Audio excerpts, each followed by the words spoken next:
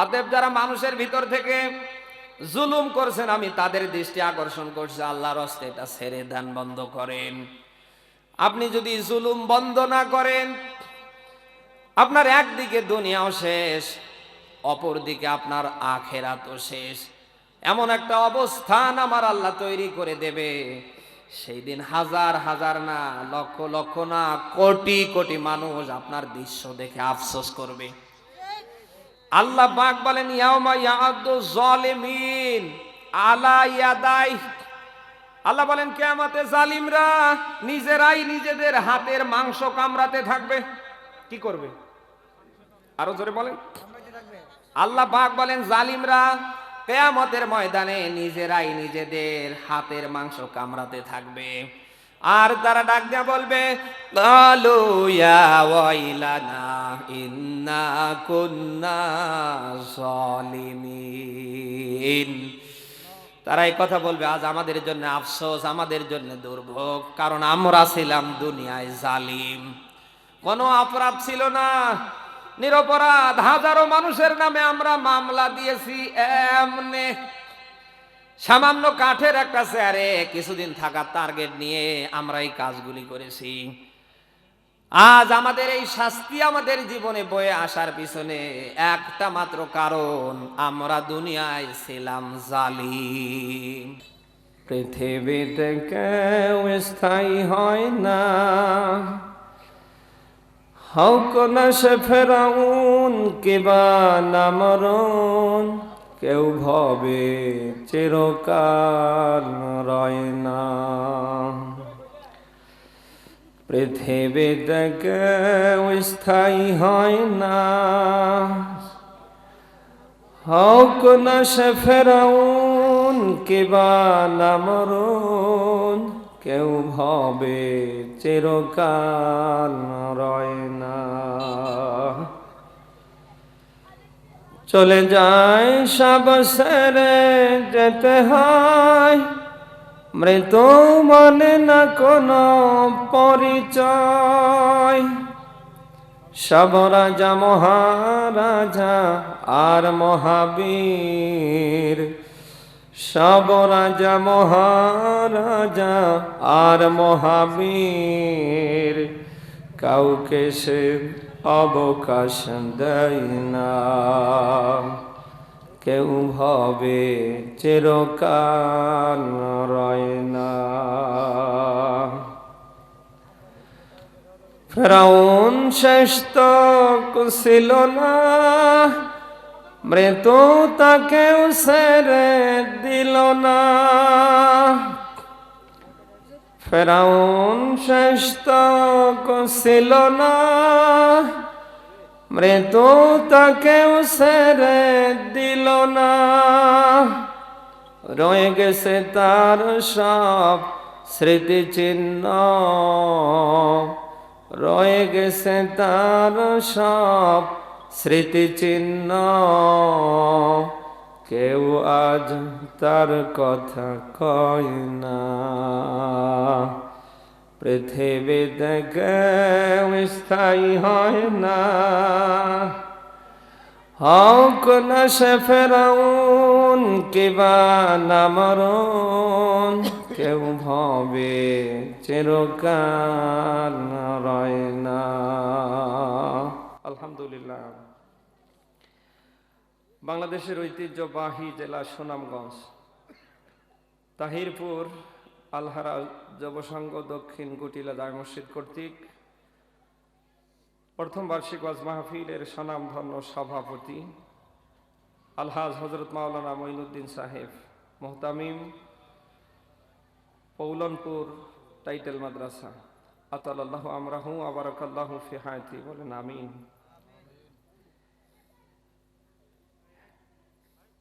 এই কি সহসভাপতি না সভাপতি? সবাই। বীর মুক্তিযোদ্ধা আব্দুল বারিক সাহেব হায়াতে তাইয়্যিবা সেহাই কলিয়া কামনা করছে, আল্লাহ যেন দান করে, বলেন আমিন। এরপরে আলহাজ জনাব আলতু সাহেব দক্ষিণ গটিলা, জনাব তাজুল ইসলাম সাহেব হায়াতে তাইয়্যিবা সেহাই কলিয়া কামনা করছে, আল্লাহ যেন তার গোলামদের দান করে, বলেন আমিন। আজকের মাহফিলের প্রধান অতিথি, বিশেষ অতিথি, আমন্ত্রিত হযরত উলামায়ে কেরাম, সবার জন্য দোয়া করছি আল্লাহ সকলকে যেন কোরআনের জন্য কবুল করে, বলেন আমিন। বিশেষ করে মাগরিব থেকে নিয়ে পর্যন্ত অনেকে আলোচনা রেখেছেন।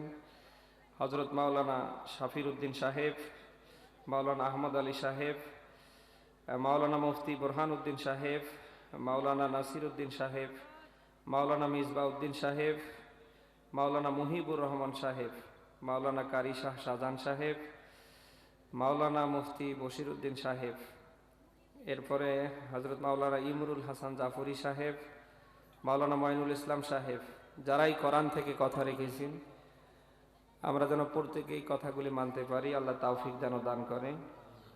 আল্লাহ তাআলা তার এই গোলামদেরকে কোরআনের জন্য যেন কবুল করে, বলেন আমিন। প্রিয় সুনামগঞ্জবাসী, সামনে বসা মুসলমান, পর্দার অন্তরালে অগণিত মা এবং বোন, কোরআন যারা শুনতে এসেছি, খুশি হয়ে বলছি আলহামদুলিল্লাহ। কোরআনের এই অনুষ্ঠানে আসতে পেরে আমরা খুশি না বেজার? সবাই। যে আল্লাহ তাআলা দয়া করে মায়া করে কোরআনের জন্য আমাদের এতক্ষণ পর্যন্ত বসিয়ে রাখলেন, সে মহান মালিকের দরবারে আমরা ফারিয়াদ করছি, তিনি যেন কোরআন বলা এবং শুনবার মধ্য দিয়ে আমাদের ঈমান বাড়িয়ে দেন। কোরআন শোনার পরে যদি আপনার আমার ঈমান না বাড়ে, বোঝা লাগবে আপনার ঈমানের ভেতরে ঘাটতি আছে। আমার কথা কি আপনি বুঝতেছেন? কোরআন শোনার পরে যদি কারো ঈমান না বাড়ে, বরং আবু জাহেল আবু লাহাবের মতো শয়তানি বাড়ে, বোঝা লাগবে ওর ঈমান নেই, ওর ঈমানে কুত্তা পেশাব করে দিয়েছে। ১৫০০ বছর আগে আল্লাহ ব্যাখ্যা দিয়েছেন, ওয়া ইযা তুলিয়াত আলাইহিম আয়াতুহু যাদাতহুম ঈমানা। সূরা আনফাল ২ নম্বর আয়াতের মাঝের অংশ বলছি। আল্লাহ পাক বলেন, সত্যিকার অর্থে মুমিন হলো তারা, আমি আল্লাহকে স্মরণ করবার পরে কোরআন শোনার পরে ঈমান বাড়ে যাদের, ওরা। তো কোরআন শোনার পরে যদি আপনি মুমিন ঈমানদার দাবি করবার পরে যদি আপনার ঈমান না বেড়ে আবু জাহেল আর আবু লাহাবের মতো শয়তানি বেড়ে যায়, বোঝা লাগবে আবু জাহেল আবু লাহাব যা, আপনিও তা।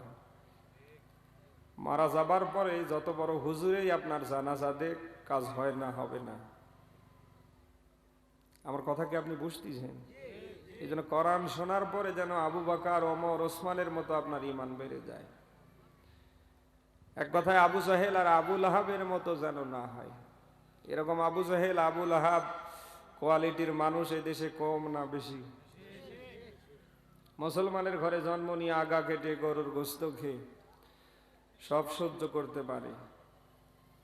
হুজুররা যখন মসজিদ থেকে ময়দান পর্যন্ত কোরআনের সঠিক কথা বলে, সঠিক মেসেজ দেওয়া আরম্ভ করে, তখন অনেকে আবু জাহেল আবু লাহাবের মতো রাগ করে। যদিও আপনার এই সিলেট সুনামগঞ্জে নেই, বাংলাদেশের অন্য বিভাগের অন্য জেলায় আছে। হ্যাঁ, শুধু নামের আগে মোহাম্মদ, নামের শেষে ইসলাম, হোসেন, মিয়া, রহমান লিখলে মুসলমান হওয়া যায় না। নামের আগে মোহাম্মদ, নামের শেষে ইসলাম, হোসেন, মিয়া, রহমান লিখলেই ইমানদার মুমিন হওয়া যায় না। আমার কথা কি আপনি বুঝতেছেন? কোরআন শোনার পরে যেন আপনার এমন অবস্থা আবু জাহেল আর আবু লাহাবের মতো না হয়। যদি হয়ে যায় তাহলে একদিকে দুনিয়াও শেষ হবে, আর একদিকে আখিরাতও শেষ হবে। আবু জাহেল আবু লাহাব কোরআন শুনে ঈমান বাড়াতে পারেনি, যার কারণে আল্লাহ পাক তাদেরকে এতটা নিচু করে দিয়েছে, এতটা কালার করে দিয়েছে, তাম পৃথিবীর মানুষ তাদের নাম শুনলে শুধু গালি দেবে। আমি কি খুব বেশি বানিয়ে বলছি? সেই আবু জাহেল আর আবু লাহাবের মতো যেন অবস্থা আপনার না হয়। আল্লাহ তাআলা কোরআন বলা এবং শোনার মধ্য দিয়ে তিনি যেন আমাদের প্রত্যেককে আবু বকর, ওমর, ওসমান, আলীর মতো ঈমান দান করে, বলেন আমিন। নবীজি বলেন, এ কোরআনের দ্বারা কতকের সম্মান আল্লাহ তাআলা আকাশচুম্বী করেছেন, আবার কতকের সম্মান আল্লাহ তাআলা মাটির সাথে মিশিয়ে দিয়েছেন। ইন্নাল্লাহা ইয়ারফাউ বিহাদাল কিতাবি আকওয়ামা ওয়া ইয়াদাউ বিহি আখারিন, রাহুল মুসলিম। নবীজি বলেন এই কিতাবের কারণে কতকের সম্মান আল্লাহ তাআলা আকাশচুম্বী করে দিয়েছেন, আবার এর বিরোধিতা করতে গিয়ে কতকের সম্মান আল্লাহ তাআলা একেবারে মাটির সাথে চূর্ণ বিচূর্ণ করে দিয়েছে। সাহাবায়ে কেরাম দুনিয়াতে সবচেয়ে বেশি সম্মানিত হবার পেছনে আমরা যত কারণ পেয়েছি, তার ভেতরে গুরুত্বপূর্ণ কারণ হচ্ছে সাহাবায়ে কেরামের জীবনে ছিল আল্লাহর কোরআন। কোরআন তাদের জীবনে থাকার কারণে তাদের সম্মান মর্যাদা এত পরিমাণে আল্লাহ বাড়িয়েছে, কিয়ামত পর্যন্ত তাদের নাম শুনলে মানুষ আল্লাহর কাছে শুধু দোয়াই করবে। অপর সিস্টেম দেখুন, এই যে আবু জাহেল, আবু লাহাব, উতবা, সাইবা, মক্কার কাফেরদের কথা বললাম, কোরআনের বিরুদ্ধে যাবার কারণে আল্লাহ পাক তাদেরকে এতটা কালার করেছে, তামাম পৃথিবীর মানুষ তাদের নাম শুনলে ঘেন্না ভরে বদদোয়া করবে, না দোয়া করবে? হ্যাঁ, তামাম পৃথিবী জুড়ে তাকান, হিন্দু বলে কথা না, বৌদ্ধ বলে কথা না, খ্রিস্টান বলে কথা না, কোন ধর্মাবলীর ভেতরে আজ মানুষকে আবু জাহেল, আবু লাহাবের নামে সন্তানের নাম রাখে? কালকে রাখবে তো? শুধু তাই না, কোরআন শরীফে 114টা সূরার ভেতরে কতটা খারাপ হলে পরে সরাসরি আল্লাহ পাক আবু লাহাবের নামে একটা সূরা নাজিল করে দিয়েছে। অতএব আজকের এই ছোট্ট কোরআনের অনুষ্ঠান থেকে আপনার আমার জন্য শিক্ষা আসে, আপনি আমি যেন আবু জাহেল আর আবু লাহাবের মতো না হই। আপনি আমি প্রত্যেকেই যেন আবু বকর, ওমর, ওসমান, আলী, অন্যান্য সাহাবায়ে কেরামের মতো যেন আমরা হতে পারি। আল্লাহ যেন আমাদের তৌফিক দান করে, বলেন আমিন। প্রিয় সুনামগঞ্জবাসী, কিয়ামতে যত বিষয়ে আল্লাহ পাক তার বান্দাকে প্রশ্ন করবে, তার ভেতরে গুরুত্বপূর্ণ একটি বিষয় আল্লাহ পাক তার বান্দাকে প্রশ্ন করবে, তার নাম কোরআন। তার নাম সবাই বলেন, ওয়া ইন্নাহু লাযিকরুল লাকা ওয়া লিকাওমিকা ওয়া সাওফা তুসআলুন।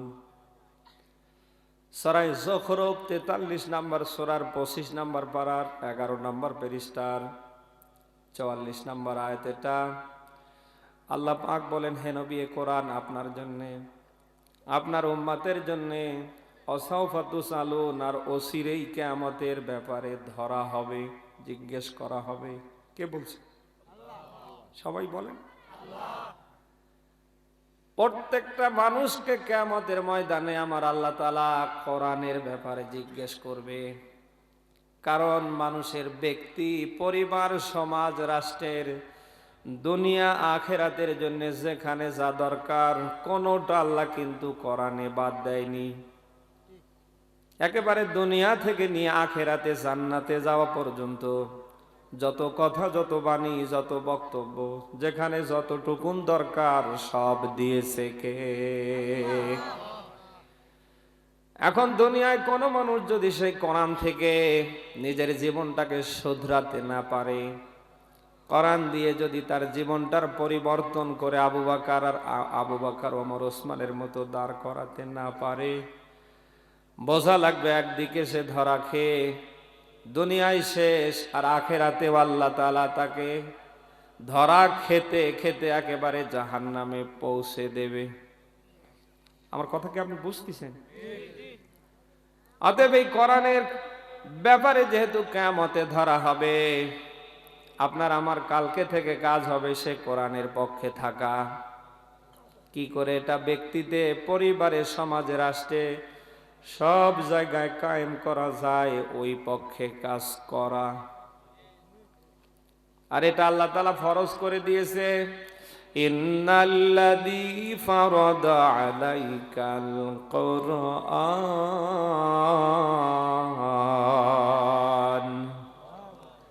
আয়াতটার দিকে খেয়াল করেন, আল্লাহ পাক বলেন, নিশ্চয় কোরআনের বিধান মানা, কোরআন মানা আমি আল্লাহ তোমাদের জন্য ফরজ করে দিয়েছি। কে বলছে? আরো জোরে। ব্যক্তিতে, পরিবারে, সমাজে, রাষ্ট্রে সব জায়গায় কোরআন মানতে হবে। আইন হুজুরের না আল্লাহর? বলেন।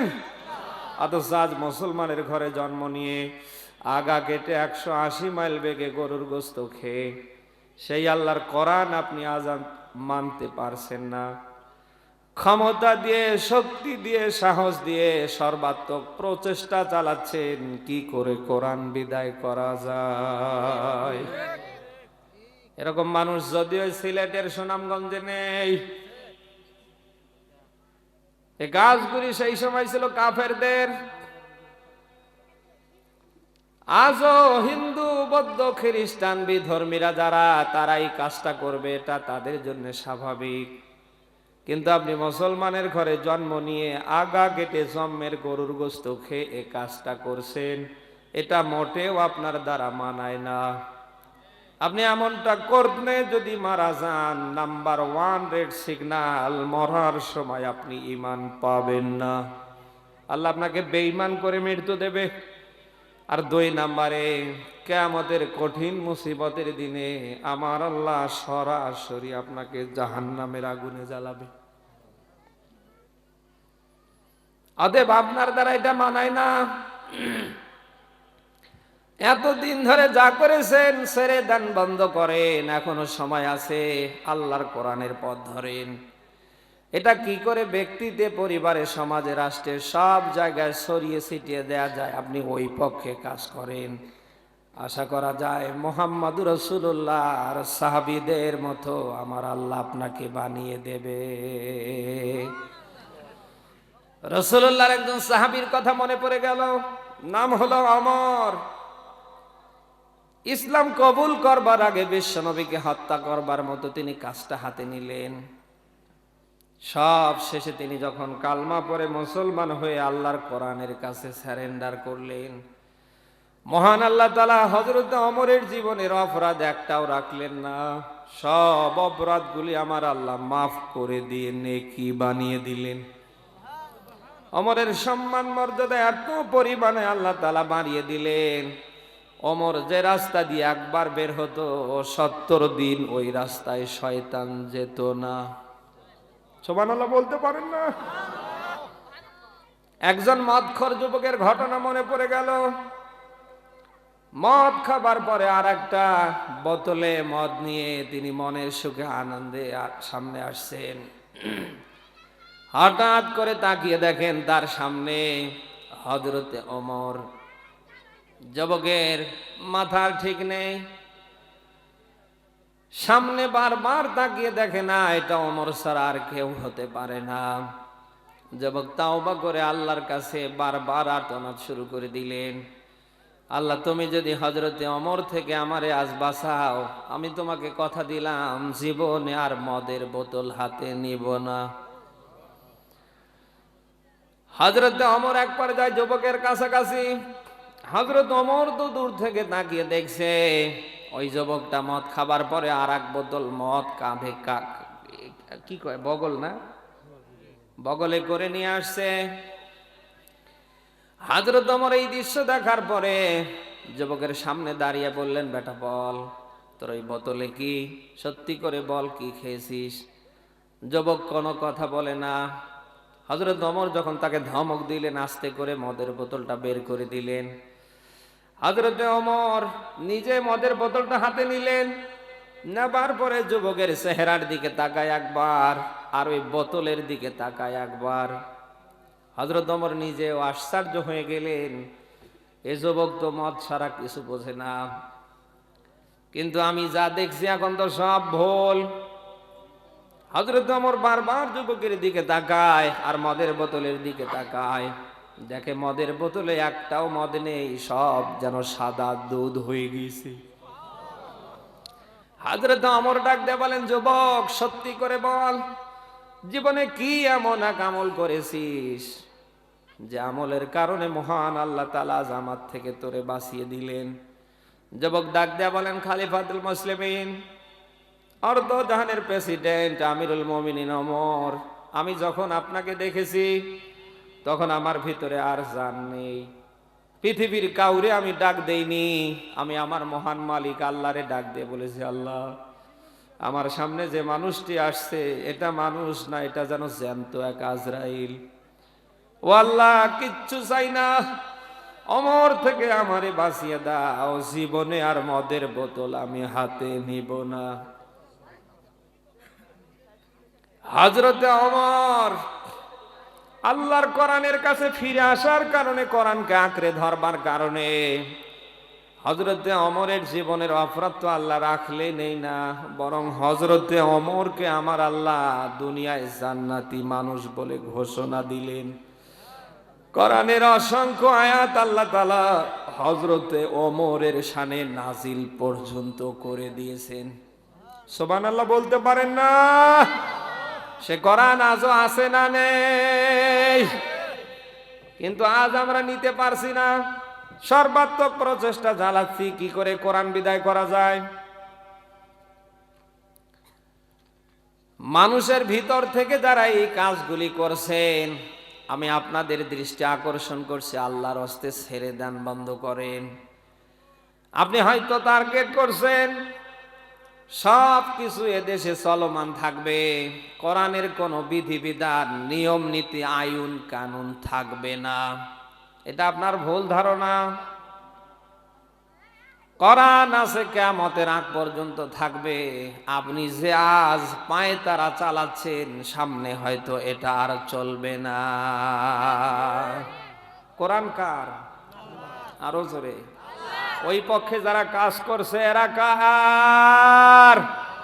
অতএব আপনি যত কিছুই করেন, কোরআন বিদায় হয় না, হবে না।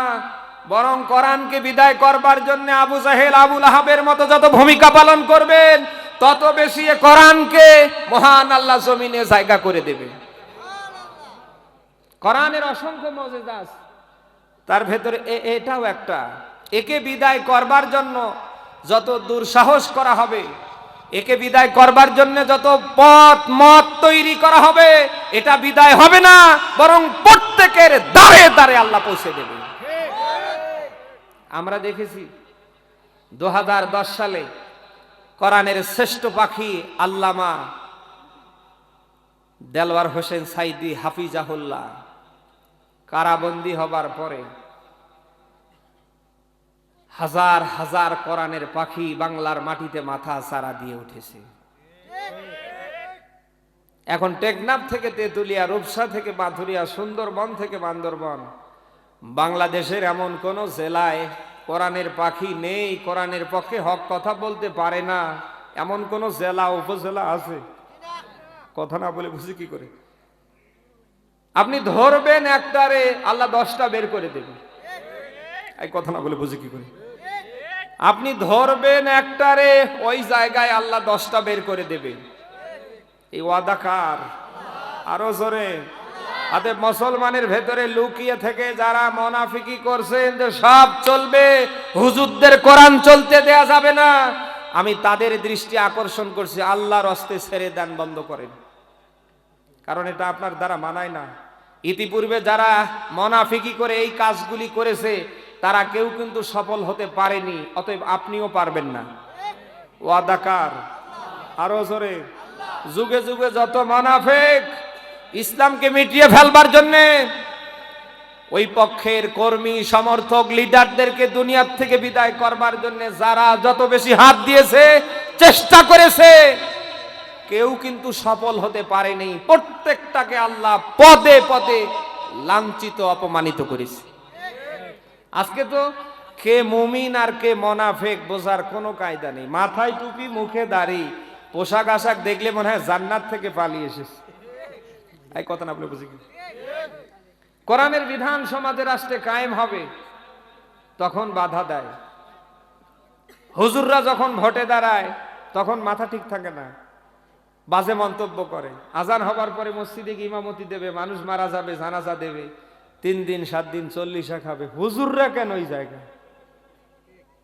এরকম মানুষ যদি ওই সিলেটের সুনামগঞ্জে নেই, বাংলাদেশের অন্য জেলায় আছে। হ্যাঁ, 5 ওয়াক্ত নামাজ, তাহাজ্জুদ, ইশরাক, আওয়াবিন কোনটা বাদ দেয় না। ভোট দেবার সময় এমন এমন মানুষে ভোট দেয় যার চরিত্র আদর্শ একেবারেই নিকৃষ্ট। সুবহানাল্লাহ। এই বদ অভ্যাসগুলি ছিল মুনাফিকদের।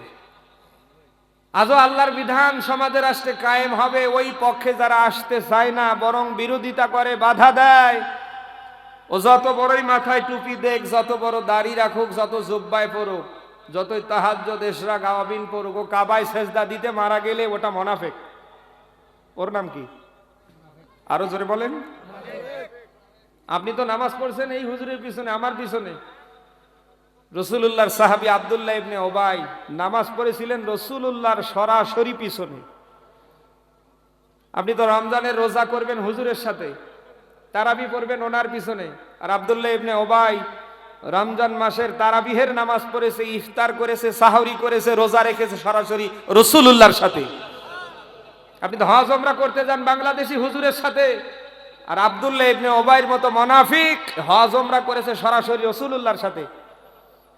শুধু মুনাফিকি করবার কারণে আল্লাহর বিধান সমাজে রাষ্ট্রে কায়েম হবে এই পক্ষে না থেকে বিরোধিতা করবার কারণে তাকান মরার সময় সে ঈমান পেয়েছে। কথা না বলে বুঝি কি? নবীজি সাহাবীর মায়া মমতা নিয়ে নামাজে দাঁড়িয়ে গেলেন। আল্লাহ তাআলা নবীজিকে নিষেধাজ্ঞা দিলেন, হে নবী আপনি কার জানাজা নিয়ে দাঁড়িয়ে গেলেন? এটা তো মরার আগ পর্যন্ত আপনি এবং আমি আল্লাহর বিরুদ্ধাচরণ করেছে। ওয়ালা তুসাল্লি আলা আহাদিম মিনহুম মাতা আবাদা ওয়ালা তাকুম আলা কবরি ইন্নাহুম কাফারু বিল্লাহি ওয়া রাসূলিহি وَمَاتُوا وَهُمْ فَاسِقُونَ।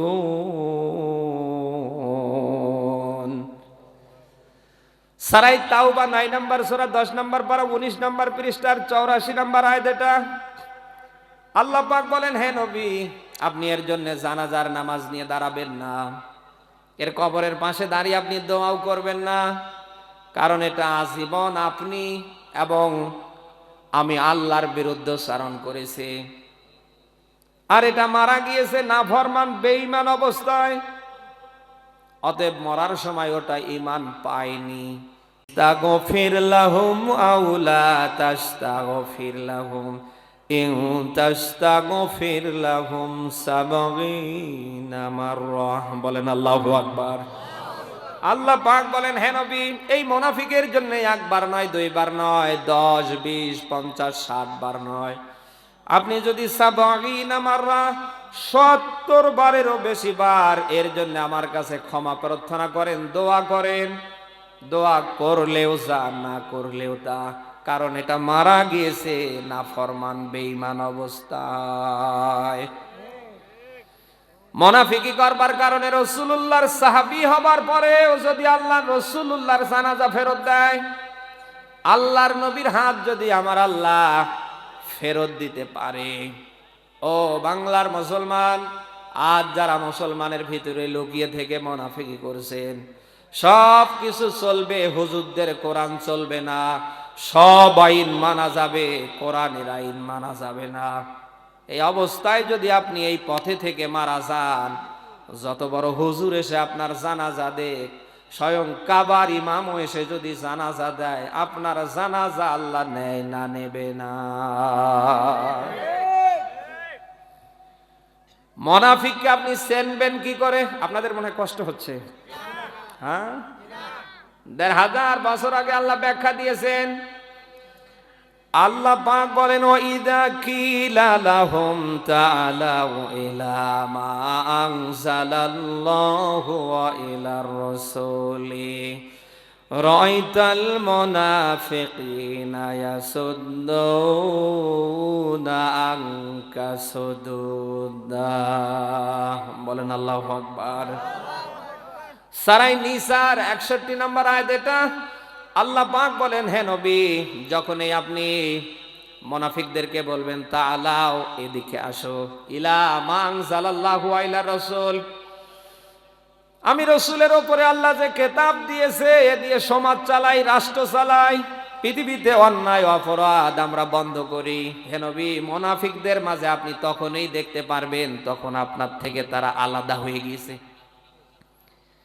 হে নবী, মুনাফিকরা আলাদা হয়ে ক্ষান্ত হয় না, শেষ করে না, তখন তারা আপনাকে কথা বলতে বাধ্য হবে। কোরআন দিয়ে সমাজ রাষ্ট্র চালানোর দরকার নেই। আমাদের বাপ দাদা মুরব্বীরা, আমাদের নেতারা আমাদের জন্য জানিয়ে এসেছে, তাই আমাদের জন্য যথেষ্ট। সূরা মাইদার 104 নম্বর আয়াত আল্লাহ এই ব্যাখ্যা দিয়েছেন, গালু হাসবুনা মা ওয়াজাদনা আলাইহি আবানা আওয়ালাউ কানা আবাউহুম লা ইয়ালামুনা শাইআ। বলেন আল্লাহু আকবার। আয়াতটার দিকে খেয়াল করেন।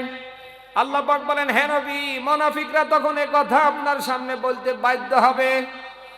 কোরআন দিয়ে সমাজ রাষ্ট্র চালানোর দরকার নেই। চুরি ডাকাতি ছিনতাই রাহাজানি খুন খারাপির বিচার করবার দরকার নেই। আমাদের নেতারা, আমাদের মুরব্বীরা যে সংবিধান তৈরি করে গিয়েছে, ওটাই আমাদের জন্য যথেষ্ট। এই কথাগুলি কার বলেন তো? মুনাফিকদের। কার? আরো জোরে। আমার মতো আলেমরা ওয়ার্ড পর্যায় থেকে পার্লামেন্টে যাক, কোরআনের বিধান সমাজে রাষ্ট্রে কায়েম হোক। যারা এটা চায় না, যতই টুপি পরুক, পট্টি পরুক, দাড়ি বারাক, জুব্বা পরুক, এক কথায় এরা মুমিন না, ইমানদার না, এরা মুনাফিক। এদের নাম কি? আরো জোরে বলেন। আর এরা তো জান্নাতুল ফেরদাউসে যাবে নাকি? হ্যাঁ, ১৫০০ বছর আগে আল্লাহ ব্যাখ্যা দিয়েছে, ইন্নাল মুনাফিকিনা ফিদ দারকি আসফালি মিনান নার। মুনাফিকদের ঠিকানা হবে জাহান্নামের একেবারে। সবাই বলেন। কারণ মুনাফিকরা জীবনে যা করবে একটাও আল্লাহকে রাজি খুশি করার জন্য করে না, করবে না। মুনাফিকদের যত কিছু হবে সব লোক দেখানো। ইউরাউনান নাস ওয়ালা ইয়াযকুরুনাল্লাহ ইল্লা কলিলা। আল্লাহ পাক বলেন, মুনাফিকরা পৃথিবীতে যত কাজ করবে সব লোক দেখানো, একটাও আমি আল্লাহর জন্য করে না, সামনে করবে না। বিশেষ করে মুনাফিকদেরকে পাওয়া যায় ভোটের সিজনে। এর আগে এক ওয়াক্ত নামাজ নেই, রোজা নেই, আল্লাহ নেই, রসুল নেই, আখেরাত পরকাল কিছু নেই। যাহা নির্বাচন সামনে আসে তখন দেখবেন যে মাথায় টুপি পরে, পট্টি পরে। আসরের নামাজ অনেকে 5 বার পর্যন্ত পড়ে। কথা না বলে বুঝুন। ভোটও শেষ, মাথার টুপিও শেষ, পট্টিও শেষ, ওর নামাজও শেষ। এই জন্য আল্লাহ বলছেন, ইউরাউনান নাস, মুনাফিকরা পৃথিবীতে যত কাজ কর্ম করবে সব লোক দেখানো। সব কি? আরো জোরে। এই জন্য বুখারীর হাদিস, আয়াতুল মুনাফিকে সালাসা, মুনাফিকের তিনটা নিদর্শন আলামত। নাম্বার 1, ইদা হাদ্দাসা কাযাবা, সে যখন কথা বলবে মিথ্যা কথা বলবে। ভোটের আগে এই করবে, ওই করবে, এই দিবে, সেই দিবে। ভোট বাড়াও শেষ, আর কথা ওই পর্যন্ত খাওয়া শেষ। এক কথা না বলছি। যদিও এরকম নেতা এ সিলেটের সুনামগঞ্জে নেই, বাংলাদেশের অন্য জেলায় আছে। হ্যাঁ, তাহলে কথায় কথায় যারা মিথ্যে কথা বলে এরা মুমিন না মুনাফিক? এইগুলি কি মুমিনের আলামত না মুনাফিকের? বলেন। রাসূলুল্লাহর কথা মিথ্যা হতে পারে? 2 নম্বরে, ওয়াইদা ওয়াদা আখলাফা, ওরা ওয়াদা করলে, প্রতিশ্রুতি দিলে তা ভেঙ্গে ফেলে। ওয়াইদা উতুমিনা খান, ওদের কাছে আমানত হিসাবে কিছু রাখলে ওরা নিজের মতো করে খেয়ানত করে ফেলে। সুবহানাল্লাহ। এই যে তিনটা আলামতের নিদর্শনের কথা বললাম। 1 নম্বরে কথায় কথায় মিথ্যা বলা, ওয়াদা করে ভঙ্গ করা এবং আমানতের খেয়ানত করা। সবাই একটু আওয়াজ দিয়ে বলেন, এগুলি কি মুমিনের আলামত না মুনাফিকের? কার ভেতরে আছে হাত তোলেন তো। আল্লাহর ওয়াদা, প্রত্যেকটা মুনাফিককে আল্লাহ জাহান্নামে দেবে। কি করবে? আরো জোরে বলেন। তো এই যদি মুনাফিকের ভেতরে এই 3টা আলামত পাওয়া যায়, আপনার ভেতরেও যদি এই 3টা আলামত থাকে, আপনি কিসের নামাজ পড়েন, কিসের রোজা রাখেন, কিসের ওমরায় যান, হজে যান, কিসের টুপি, কিসের দাড়ি, কিসের তসবিহ, কিসের কি, আপনার কোনো আমল আল্লাহ নেয়? কথা না বলে বুঝি কি করে?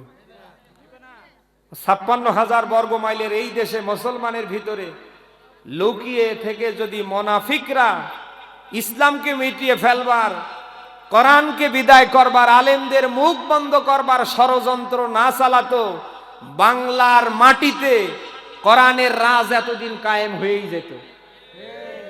আজ আমার এই জায়গায় কথা বলতে বাধা দেয় কারা? হিন্দুরা, বৌদ্ধরা, খ্রিস্টানেরা, পৃথিবীর কোন ধর্মাবলম্বী না। কারা? মুসলমানের ভিতরে লুকিয়ে থাকা মুনাফিকের বাচ্চারা। এই কথা না বলে বুঝি। আপনারা দেখেছেন গতকাল সোশ্যাল মিডিয়ায় দারুল আমান ট্রাস্টের মাহফিলে বড় ভাই মুফতি আমির হামজাকে এই সেই মুনাফিকের বাচ্চারা উঠতে দেয়নি। সবে মাত্র কিছুদিন হলো দীর্ঘ 3 বছর কারাভোগ করে আমাদের মাঝে ফিরে আসার। অলরেডি বাংলাদেশের ম্যাক্সিমাম জায়গায় আমির হামজা নিষিদ্ধ হওয়া শুরু হয়েছে। আমির হামজাকে নিষিদ্ধ করছে কারা? কোরআনের ময়দানে উঠতে দেয় না কারা? একটা হিন্দু না, বৌদ্ধ না, খ্রিস্টান না, তাকিয়ে দেখেন নামধারী মুসলমানের ভিতরে লুকিয়ে থাকা এই মুনাফিকের বাচ্চারা।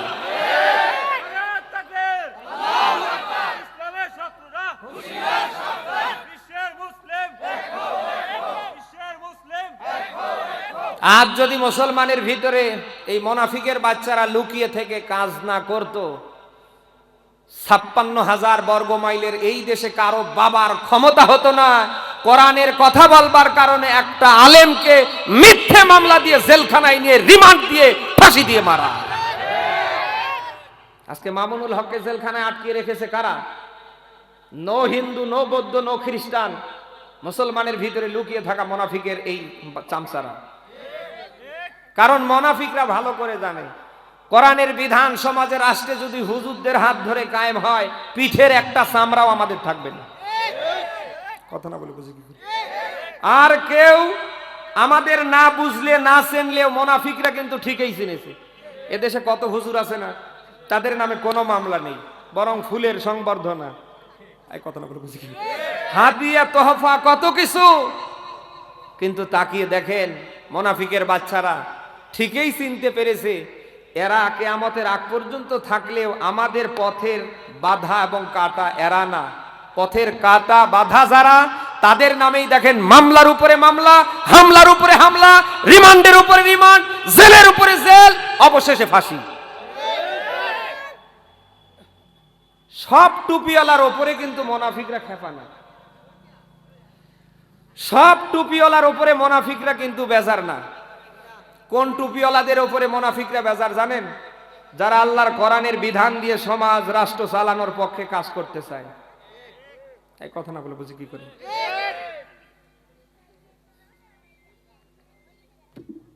অতএব ১৫০০ বছর আগে আল্লাহ পাক 2টা জাতির বিরুদ্ধে জিহাদের ঘোষণা দিয়েছেন। কয়টা জাতি? আরো জোরে বলেন। নাম্বার 1 কাফের, নাম্বার 2 হচ্ছে মুনাফিক। আপনি সূরা তাওবার 73 নম্বর আয়াত দেখবেন। আল্লাহ পাক বলেন, ইয়া আইয়ুহান নাবিয়্যু জাহিদিল কুফার ওয়াল মুনাফিকিনা ওয়াগলুজ আলাইহিম ওয়া মাআওয়াহুম জাহান্নাম। বলেন আল্লাহু আকবার। আয়াতটার দিকে খেয়াল করেন। আল্লাহ পাক বলেন, হে নবী, আপনি জিহাদ করুন, সংগ্রাম করুন, যুদ্ধ করুন কাফের আর মুনাফিকদের বিরুদ্ধে।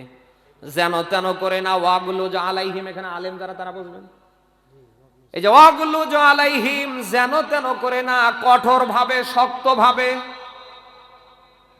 কারণ সূচনা লগ্ন থেকে কিয়ামতের আগ পর্যন্ত ইসলামের সবচেয়ে বেশি ক্ষতি করবে 2টা গোষ্ঠী। নাম্বার 1 আল্লাহ যাদের নাম দিয়েছে তাদের নাম কাফের। নাম্বার 2 হিসাবে আল্লাহ যাদের নাম দিয়েছে তাদের নাম মুনাফিক।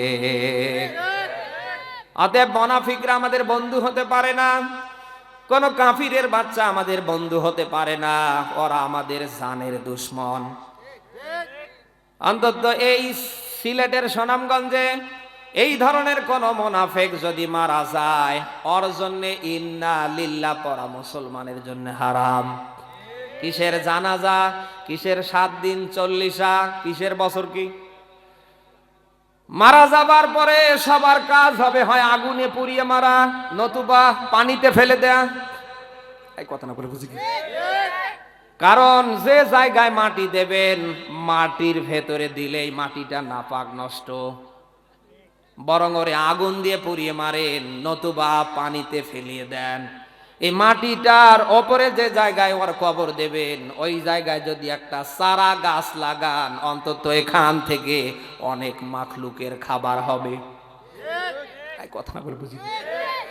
কারণ আজীবন সে কোরআনের বিরুদ্ধে অবস্থান নিয়ে মারা গিয়েছে। কোরআনের বিধান সমাজে রাষ্ট্রে কায়েমের পক্ষে যারা ডাক দিয়েছে, তাদের বিরুদ্ধে সব সময় অবস্থান নিয়ে মারা গিয়েছে। মারা যাবার পরে যত বড় হুজুর এসে ইন্নালিল্লাহ থেকে একেবারে জানাজা 3 দিনে 7 দিনে যাই করুক না কেন, ওটা আল্লাহ নেয় না, কিয়ামতের আগ পর্যন্ত করলেও নেবে না। কারণ কোরআন কিন্তু কোনো মরা মানুষের জন্য আল্লাহ দেয়নি। কোরআন আল্লাহ দিয়েছে জিন্দা মানুষের জন্য। আর ওই মানুষটা জিন্দা থাকতে সব সময় কোরআনের বিরুদ্ধে কাজ করেছে। কোরআনের পক্ষে যারা কাজ করে তাদের নামে আন্দাজে মিথ্যে মামলা দিয়েছে, এমন এমন মামলা দিয়েছে যে মামলার দিকে তাকিয়ে শয়তান হাসে। আদাসা ১৫০০ বছর আগে আল্লাহ ব্যাখ্যা দিয়েছেন, কিতাবুন আনজালনাহু ইলাইকা লিতুখরিজান নাসা মিনাস যুলুমাতি ইলান নূর। বলেন আল্লাহু আকবার। আয়াতটার দিকে খেয়াল করেন। আল্লাহ পাক বলেন, হে নবী, এ কিতাব আমি আল্লাহ নাজিল করেছি লিন্নাস, জিন্দা মানুষদের জন্য। এখানে আলেম যারা আছেন তারা বসবেন। এই যে লামের নিচে জের হবার পিছনে বালাগাত মান্তিকের এটা একটা কায়দা। আল্লাহ বোঝাতে চায় পৃথিবীর মানুষ, আমি কোন মরা মানুষের জন্য কোরআন দুনিয়ায় নাজিল করিনি, লিন্নাস, জিন্দা মানুষদের জন্য। সুবহানাল্লাহ বলতে পারেন না? অতএব আজকের মাহফিল থেকে মেসেজ বার্তা হিসাবে আপনাকে দিতে চাই, মরার আগে যদি আল্লাহর কোরআন আপনার জীবনে আপনি নিতে না পারেন, এর পক্ষের সমর্থক কর্মী লিডার যদি হতে না পারেন, মারা যাবার পরে ইন্না লিল্লাহ থেকে নিয়ে একেবারে কবর দেওয়া পর্যন্ত কোরআন দিয়ে যা হবে একটাও আল্লাহ নেয় না, বরং আযাব হিসাবে ছুঁড়ে মারবে। কারণ আপনি আজীবন সর্বাত্মক প্রচেষ্টা চালিয়েছেন কোরআন যেন সমাজে রাষ্ট্রে কায়েম হতে না পারে। আজ জেলখানায় তাকান, চোর সিটার বাটপারের তুলনায় আলেমদের সংখ্যা কম না বেশি? আজ আপনি নিরপরাধ মানুষগুলির নামে আন্দাজে মামলা দিলেন, যে মামলার নাম এমনে। সামান্য কয়েকটা দিন একটা কাঠের চেয়ারে দীর্ঘদিন থাকার টার্গেট নিয়ে আপনি এই কাজটা করলেন। আপনার বিবেকের কাছে আপনি প্রশ্ন করুন, দুনিয়ার সব মানুষ আপনারে ছেড়ে দিলেও আমার আল্লাহ কিন্তু আপনারে ছেড়ে দেয় না, দেবে না।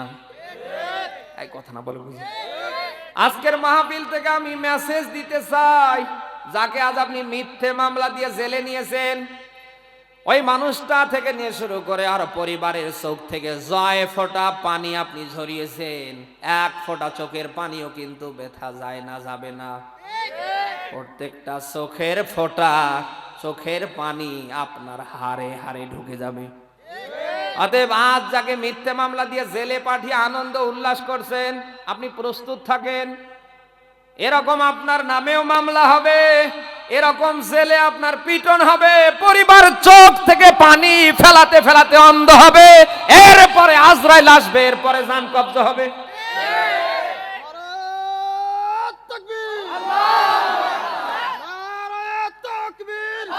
কারণ আমরা একটা আরবিতে প্রবাদ বাক্য পড়েছি, কামা তাদিনু তুদান, যেমন কর্ম তেমন ফল।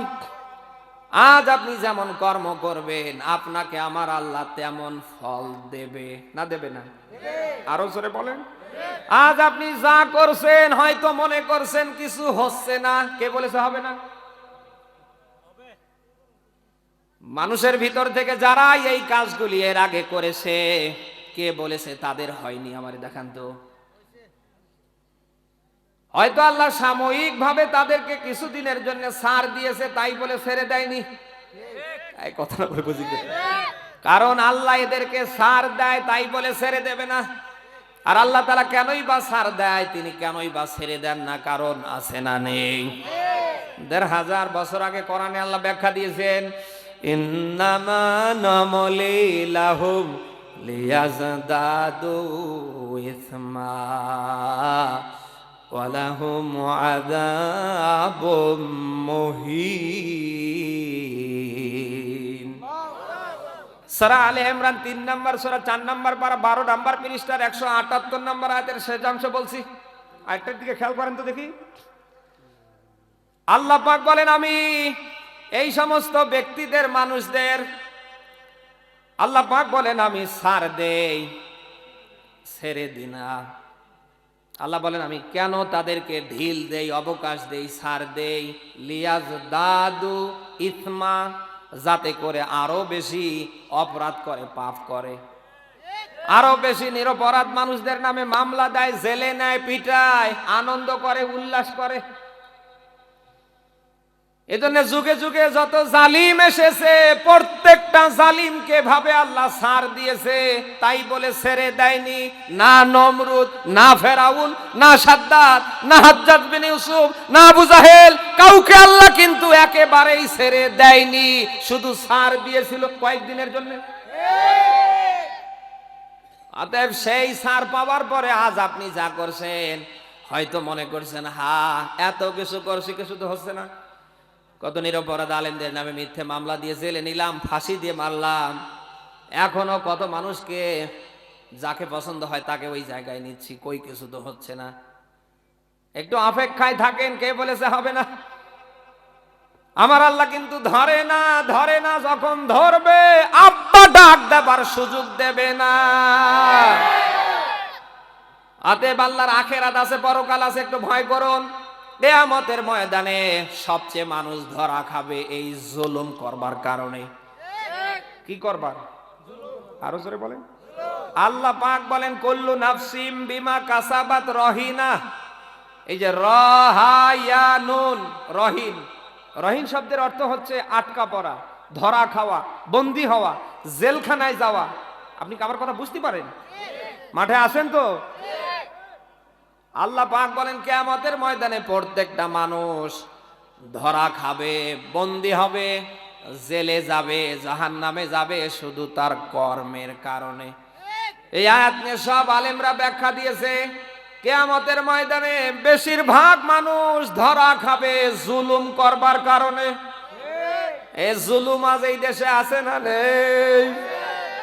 এ তো সিলেটের সুনামগঞ্জে নেই, আল্লাহর ওলির দেশ, এখানে থাকবে কেন? যে মানুষে মানুষের উপরে জুলুম করে, কি মানুষ না কলেরা? বলেন। আল্লাহ সব পছন্দ করে, তিনি কিন্তু জুলুম পছন্দ করে না। কথা না বলে বুঝি কি করে?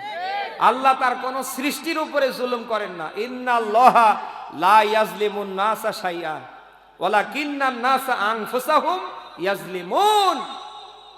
আয়াতটার দিকে খেয়াল করেন। আল্লাহ তাআলা বলেন আমি আমার বান্দা বান্দির উপরে জুলুমকারী না, বরং মানুষেরাই মানুষের উপরে জুলুমকারী। কে বলছে? আরো জোরে। অতএব মানুষের ভিতর থেকে যারা মানুষের উপরে জুলুম করে, তাদের তিনটা ক্ষতি হয়। কয়টা? খুব খেয়াল করে শুনবেন। নাম্বার 1 ক্ষতি, জালিমদের জীবনের কোনো ইবাদত আল্লাহ নেয় না, নেবে না। আপনি জুলুম করবার পরে যতই নামাজ পড়েন, তাহাজ্জুদ, ইশরাক, আওয়াবিন, আপনি যত ভালো আমলেই করেন, যদি জুলুমের সাথে আপনার সম্পর্ক থাকে, আপনার জীবনের কোনো ইবাদত, কোনো আমল আল্লাহ নেয় না। কিয়ামতের আগ পর্যন্ত হায়াত পেয়ে করলেও আল্লাহ নেবে না। তাহলে জুলুম করলে কয়টা ক্ষতি? আরো জোরে বলেন। নাম্বার 1, জালিমদের কোনো ইবাদত আল্লাহ নেয় না, সামনে নেবে। 2 নম্বরে, জালিমরা মরার সময় ঈমান পাবে না, ওদেরকে বেঈমান করে মৃত্যু দেবে কে? আরো জোরে বলেন। আর 3 নম্বরে, প্রত্যেকটা জালিমকে আল্লাহ শাস্তি দিতে দিতে জাহান্নামে দিবে। কোথায়? আরো জোরে।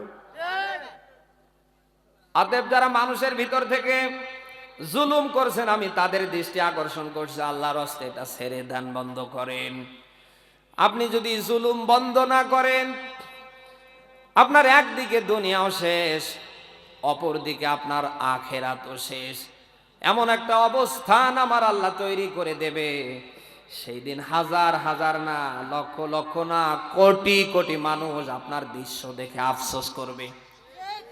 আল্লাহ পাক বলেন ইয়াউমা ইয়াআদু যালিমিন আলা ইয়াদাই, আল্লাহ বলেন কিয়ামতে জালিমরা নিজেরাই নিজেদের হাতের মাংস কামড়াতে থাকবে। কি করবে? আরো জোরে বলেন। আল্লাহ পাক বলেন জালিমরা কিয়ামতের ময়দানে নিজেরাই নিজেদের হাতের মাংস কামড়াতে থাকবে। আর তারা ডাক দিয়া বলবে কালু ইয়া ওয়াইলানা ইন্না কুন্না যালিমিন। তারা এই কথা বলবে, আজ আমাদের জন্য আফসোস, আমাদের জন্য দুর্ভোগ, কারণ আমরা ছিলাম দুনিয়ায় জালিম। কোনো অপরাধ ছিল না, নিরপরাধ হাজারো মানুষের নামে আমরা মামলা দিয়েছি। এমনে সামান্য কাঠের একটা চেয়ারে কিছুদিন থাকার টার্গেট নিয়ে আমরা এই কাজগুলি করেছি। আজ আমাদের এই শাস্তি আমাদের জীবনে বয়ে আসার পিছনে একটা মাত্র কারণ, আমরা দুনিয়ায় ছিলাম জালিম। আর জালিমরা ওই দিন আল্লাহর শাস্তি থেকে, আল্লাহর আযাব থেকে বাঁচার জন্য সর্বাত্মক প্রচেষ্টা চালাবে। ইয়াউমা লা ইয়ানফাউ যালিমিন। আর আল্লাহ তাআলা জালিমদের কোনো আযর, আপত্তি, কোনো আবেদন আল্লাহ নেয় না, নেবে না। অতএব মানুষের ভিতর থেকে যারা জুলুম করছেন, মানুষের উপরে টর্চার করছেন, মানুষের অধিকার হক যারা নষ্ট করছেন, তাদের আমি দৃষ্টি আকর্ষণ করছি, আল্লাহর হস্তে এটা ছেড়ে দেন, বন্ধ করেন। এখনো সময় আছে, আমার আল্লাহর দিকে ফিরে আসেন।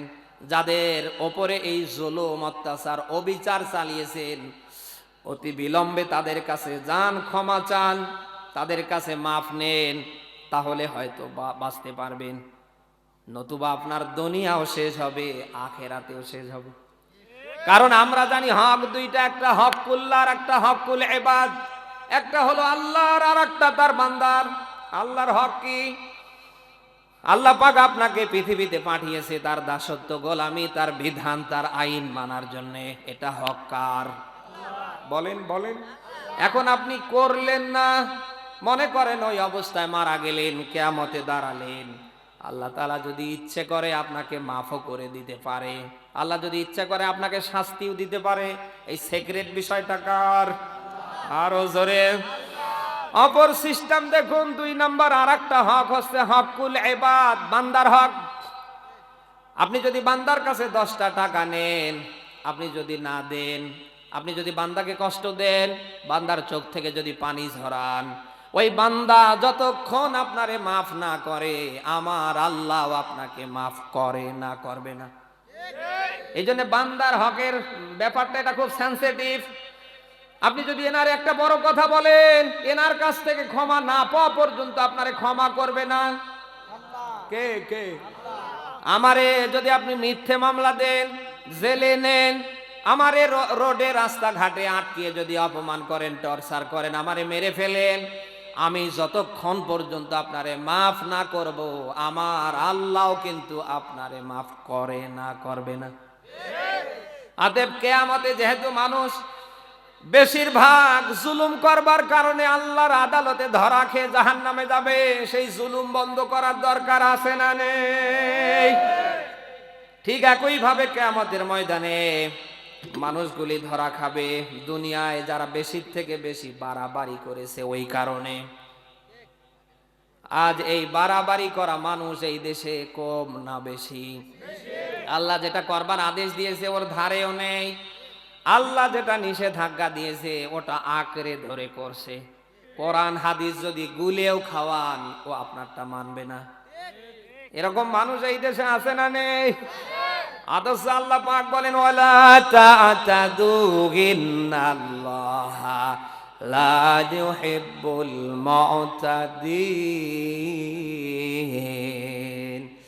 আল্লাহ পাক বলেন তোমরা বাড়াবাড়ি করো না, সীমা লঙ্ঘন করো না, কারণ আমি আল্লাহ এই বাড়াবাড়ি সীমা লঙ্ঘনকারীদের পছন্দ করি না। কে বলছে? আরো জোরে। হযরতে আদম আর হাওয়াকে আল্লাহ জান্নাতে থাকার ব্যবস্থা করে দিলেন। আল্লাহ পাক ঘোষণা দিলেন লা তাকরাবা হাদিহিস শাজারা, এই যে একটা গাছ, এটা তোমাদের জন্য একটা বর্ডার, এটা বাউন্ডারি, এটা একটা এরিয়া, তোমরা এর নিকটবর্তী হবা না। হযরত আদম আর হাওয়া আল্লাহর নিষেধাজ্ঞাকে একেবারে কি করলেন? আল্লাহ তাআলা নিষেধাজ্ঞা দিলেন, হে আদম, হে হাওয়া, এটা তোমাদের জন্য একটা বর্ডার এরিয়া, এটা সীমানা, এটা বাউন্ডারি, তোমরা এর নিকটবর্তী হবা না। হযরত আদম আর হাওয়া কিন্তু এই কাজটাই আগেই করে ফেললেন। সব শেষে মহান আল্লাহ তাআলা বাড়াবাড়ি সীমা লঙ্ঘন করবার কারণে আদম আর হাওয়ারে কিন্তু আল্লাহ জান্নাতে রাখেনি, বের করে দিয়েছে। অতএব ঠিক একই ভাবে যারা এই পৃথিবীতে বাড়াবাড়ি করবে, আমার আল্লাহ তাদের পছন্দ করে না, করবে না, প্রত্যেকটাকেই আমার আল্লাহ দুনিয়ায় শাস্তি দিয়ে ছাড়বে। এই জন্য আজকের মাহফিল থেকে আমাদের সিদ্ধান্ত হবে, মরার আগ পর্যন্ত আমরা ওই কাজটি করব যেটা আল্লাহ আমাদের করবার ব্যাপারে আদেশ দিয়েছে। আমরা ওই কাজটা কখনোই করব না যেটা আল্লাহ আপনার আমার প্রত্যেকের জন্য নিষেধাজ্ঞা করে দিয়েছে। যেমন সুদ খাওয়া হালাল না হারাম? এলাকায় তো সুদ নেই, আছে? এলাকায় কি সুদ চলে? কারা খান হাত তোলেন তো। মাথায় টুপি, মুখে দাড়ি, পোশাক আশাক দেখলে মানে জান্নাত থেকে পালিয়ে এসেছে। ইদানিং ম্যাক্সিমাম মসজিদগুলির রিপোর্ট এসেছে আমাদের কাছে, অধিকাংশ মসজিদের সভাপতি সেক্রেটারিরা সুদখোর। এক কথা না বলে বুঝি, সুদ খেলে নামাজ হয়? সুদ খেতে নিষেধাজ্ঞা কার? সবাই বলেন।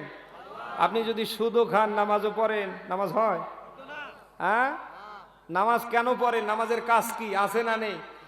১৫০০ বছর আগে সূরা আনকাবুতের ৪৫ নম্বর আয়াত আল্লাহ ব্যাখ্যা দিয়েছে, ইন্না সলাতা তানহা আনিল ফাহশাই ওয়াল মুনকার, নিশ্চয় নামাজ তামাম ফাহেসা মন্দ কাজ থেকে আপনাকে ফেরাবে।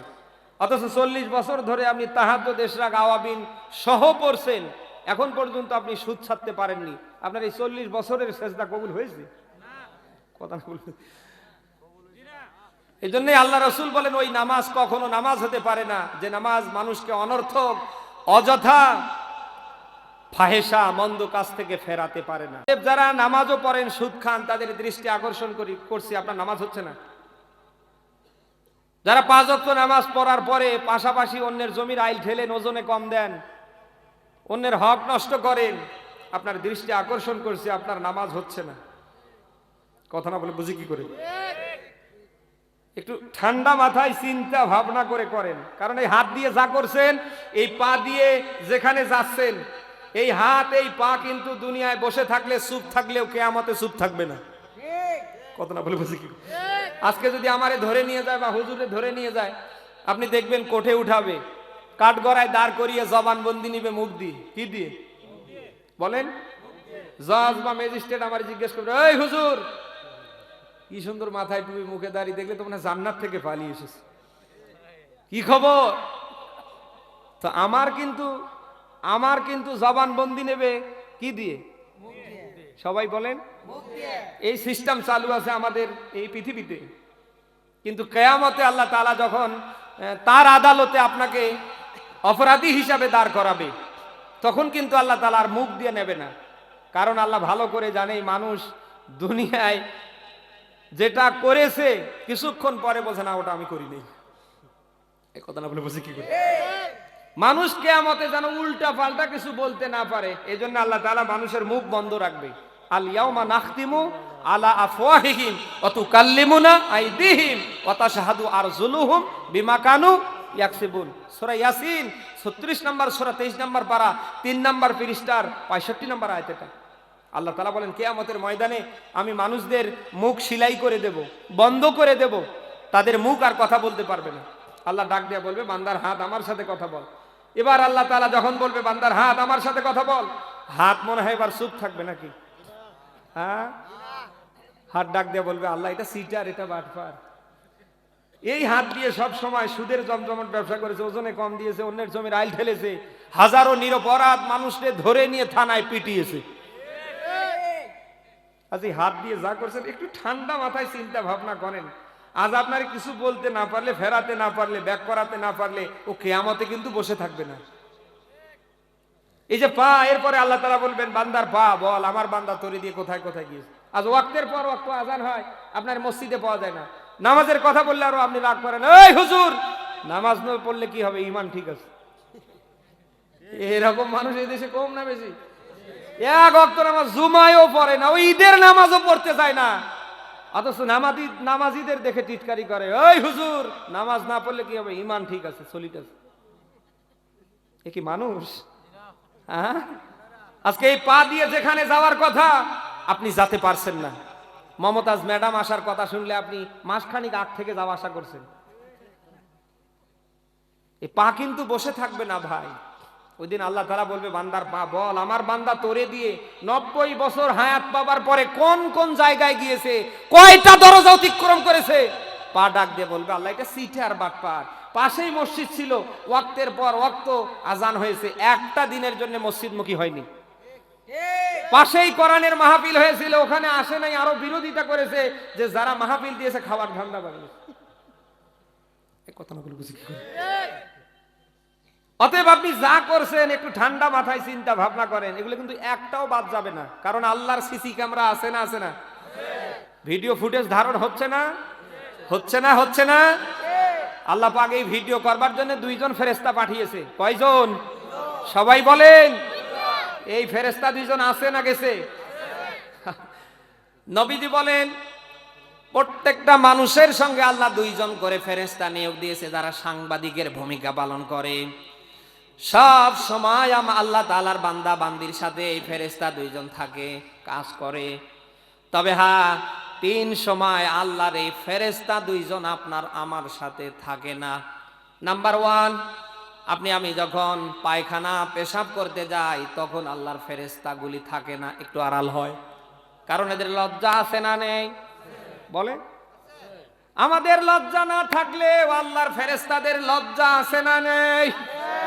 আপনি যতক্ষণ পেশাব করবেন, যতক্ষণ পায়খানায় বাথরুমে থাকবেন, ততক্ষণ ফেরেশতাগুলি একটু আড়াল হবে। 2 নম্বরে গোসল করতে যখন আপনি যাবেন, যতক্ষণ ধরে আপনি গোসল করবেন, আল্লাহর এই ফেরেশতা 2 জন আপনার থেকে একটু আড়াল হবে। 3 নম্বরে আপনি যখন আপনার হালাল স্ত্রীর কাছে যাবেন, আপনার যৌবিক চাহিদা মেটানোর জন্য, তখন আল্লাহর ফেরেশতা 2 জন একটু আড়াল হবে।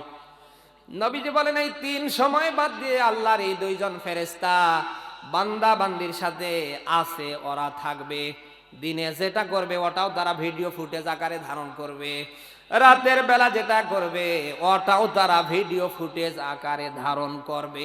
তাই আপনি কি আমার কথা বোঝেন? আল্লাহ পাক বলেন মায়ালফিদু মিন কাউলিন ইল্লা লাদাইহি রাকিবুন আতীদ। আল্লাহ পাক বলেন মানুষ এমন কোন কথা বলে না যেটা রেকর্ড করা হয় না। রেকর্ড করে কে? আল্লাহ। আরো জোরে বলেন। আপনি হয়তো মনে করেন আমি ঘরের জানলা বন্ধ করে দিলাম, দরজা লাগিয়ে দিলাম, লাইটও বন্ধ করলাম, এই জায়গায় কারোর চোখ কাজ করছে না, কেউ হয়তো দেখছে না। তামাম পৃথিবীর মানুষের চোখে ফাঁকি দিতে পারলে আল্লাহর পাঠানো 2 জন ফেরেশতার চোখ ফাঁকি দেওয়া যায়? বলেন। এরপরে আল্লাহ তাআলা বলেন বান্দা তোমরা পৃথিবীতে কি করছো আর তোমাদের করার কথা কি? যেখানে যাই করো একটাও আমি আল্লাহর চোখ থেকে বাদ পড়ে না। আল্লাহ পাক বলেন ও বান্দা তোমরা যেখানে যা করছো একটাও কিন্তু আমি আল্লাহর চোখ থেকে বাদ পড়ে না। আলাম ইয়ালাম বিআন্নাল্লাহা ইয়ারা। বলেন আল্লাহু আকবার। সূরা আলাকের 14 নম্বর আয়াত এটা।